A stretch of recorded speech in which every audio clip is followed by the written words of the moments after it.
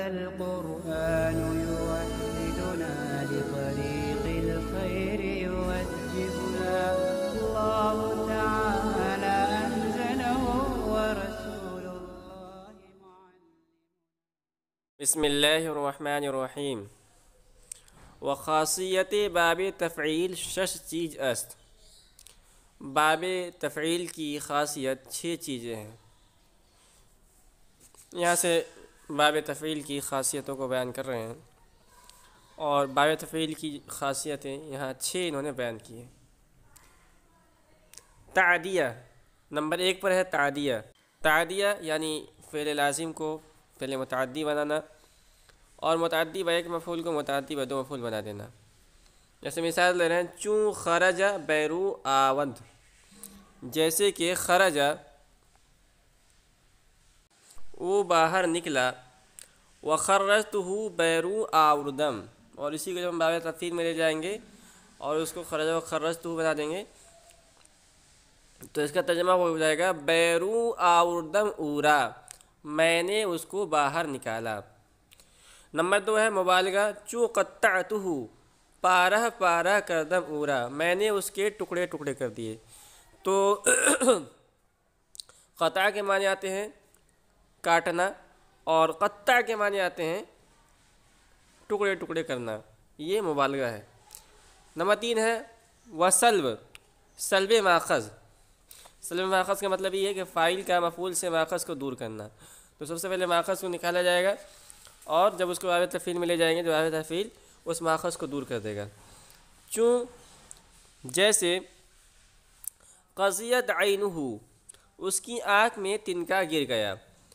پرخش شد چشم او، پرخش شد چشم او، اس کی آنکھ میں تنکا گر گیا.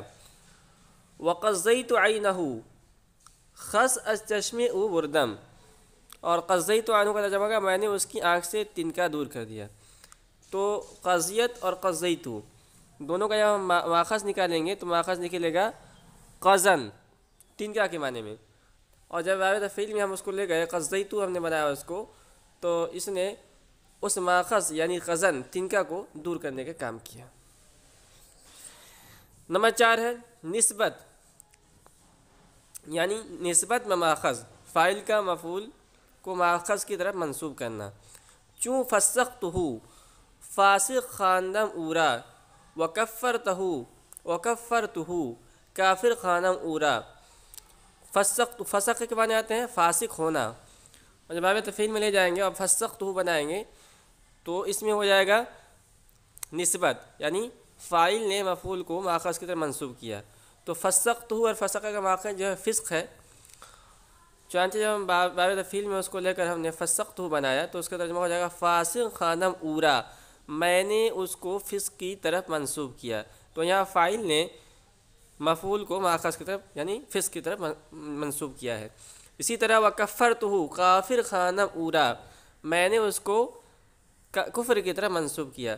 یہاں بھی فاعل نے مفعول کی طرف ماخذ یعنی کفر کو منسوب کیا ہے، کفر کی طرف منسوب کیا ہے.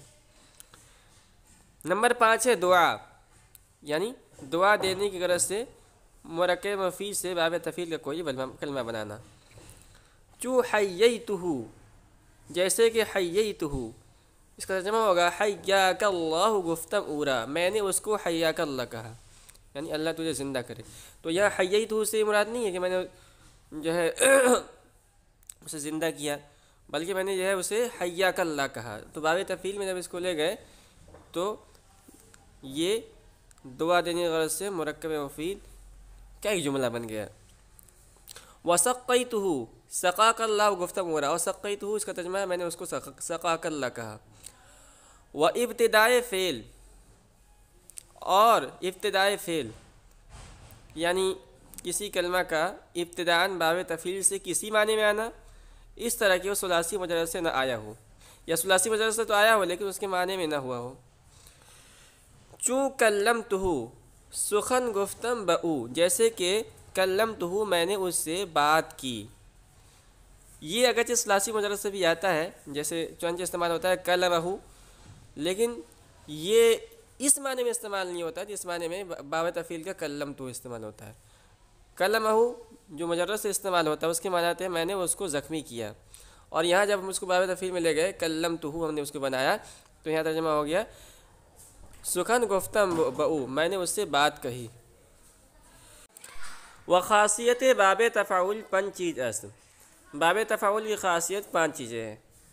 نمبر 1 ہے مطاوعت تفعیل. باب تفعیل کی مطاوعت، اس کو اور دوسرے نام سے یاد کیا جاتا ہے مطاوعت فعال. اور اس کا مطلب یہ ہوتا ہے کہ باب تفعیل کے کسی فعل کے بعد باب تفاعل کے فعل کو ذکر کرنا یہ بتانے کے لیے کہ فعل اول کے مفعول نے فاعل کے اثر کو قبول کر لیا ہے. جیسے مثال دے رہے ہیں چو قطعتہ فتقطع، پارا پارا کردم اورا پس پارا پارا شد، میں نے اس کے ٹکڑے ٹکڑے کیا تو ٹکڑے ٹکڑے ہو گیا. اس مثال کے اندر یہ تقطع باب تفاعل ہے اور قطع یہ جو ہے قطع پہلا والا یہ باب، اور باب تفعیل کے فعل یعنی قطع کے بعد باب تفعول کے فعل کو ذکر کیا گیا یہ بتانے کے لیے کہ فعل اول کے مفعول نے، مثال کے طور پر مفعول اگر کپڑا ہو، فاعل کے اثر کو قبول کر لیا ہے. اس کے بعد ہے دوسرا وہ سلب. دوسری خاصیت ہے سلب یعنی فاعل کا اپنی ذات سے ماخذ کو دور کرنا. چوں حابہ، جیسے حابہ اس نے گناہ کیا، یہ تھا مجرد میں، جب ہم اس کو باب تفاعل میں لے گئے ہم نے اس کو بنایا وتحوب از گناہ باز آمد. تحوب وہ گناہ سے باز آ گیا، تو حابہ اور تحوب دونوں کا مادہ نکالیں گے تو حوب نکلے گا، اور جب باب تفاعل میں اس کو لے گئے تو اس نے اس کو دور کر دیا. اس کو کہتے ہیں سلب ماخذ. تحوب از گناہ باز آمد، تحوب وہ گناہ سے باز آ گیا. وہ تکلف چیزیں اور کسی چیز کا تکلف کرنا، اس کو تکلف ماخذ سے بھی یاد کیا جاتا ہے، اور اس کا مطلب یہ ہوتا ہے کہ فاعل کا ماخذ کو حاصل کرنے میں مشقت برداشت کرنا، یا یہ ظاہر کرنا کہ اسے ماخذ حاصل ہے یا وہ ماخذ کی طرف منسوب ہے.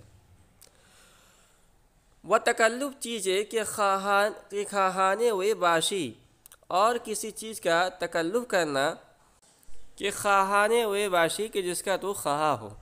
چو تحملتو جیسے کہ تحملتو از خیشتن حلم نمودم میں نے خود کو بردبار ظاہر کیا.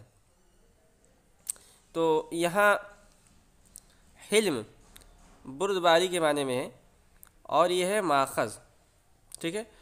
اور یہ بتا رہا ہے تحملتو کے اندر یہ ظاہر ہو رہا ہے کہ فاعل یہ ظاہر کر رہا ہے کہ اسے ماخذ یعنی تحمل اسے حاصل ہے، ماخذ اسے حاصل ہے، ماخذ کی طرف یعنی حلم کی طرف وہ منسوب ہے. اسی طرح دوسری مثال ہے تشجعت از خیشتن شجاعت نمودن، اور تشجعت میں نے خود کو بہادر ظاہر کیا. تو یہاں جو ہے اس کے اندر بھی فاعل یہ بتا رہا ہے کہ اسے ماخذ حاصل ہے اور ماخذ کی طرف منسوب ہے. اس کے بعد ہے وہ اندک گرفتن چیزیں، تھوڑا تھوڑا کسی چیز کو لینا، اسے عربی میں کہتے ہیں تدریج، یعنی فاعل کا کسی کام کو آہستہ آہستہ بار بار کرنا.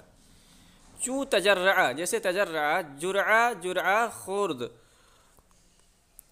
اس نے گھونٹ گھونٹ کھایا، یہاں چونکہ پیا جاتا ہے تو پینے کا ترجمہ کریں گے. تجرع جرعہ خورد اس نے گھونٹ گھونٹ پانی پیا. وتعلم مسئلہ آموخت، اور تعلم اس کا ترجمہ ہے کہ اس نے ایک ایک مسئلہ سیکھا. وہ ابتدائی فعل 5ویں خاصیت ہے باب تفاعل کی کسی فعل کی ابتدا کرنا، یعنی کسی کلمے کا ابتداءً باب تفاعل سے کسی معنی میں آنا، اس طرح کی وہ ثلاثی مجرد سے نہ آیا ہو یا ثلاثی مجرد سے آیا ہو لیکن اس کے معنی میں نہ ہو. چو تکلم، جیسے کہ تکلم سخن گفت، اس نے گفتگو کی. تو تکلم جو ہے نا ثلاثی مجرد سے گفتگو کے معنی میں صرف یعنی مزید فی سے، یہ گفتگو کے معنی میں صرف باب تفعیل باب تفاعل سے آیا ہے، مجرد سے بھی آیا ہے مگر اس معنی میں نہیں آیا ہے.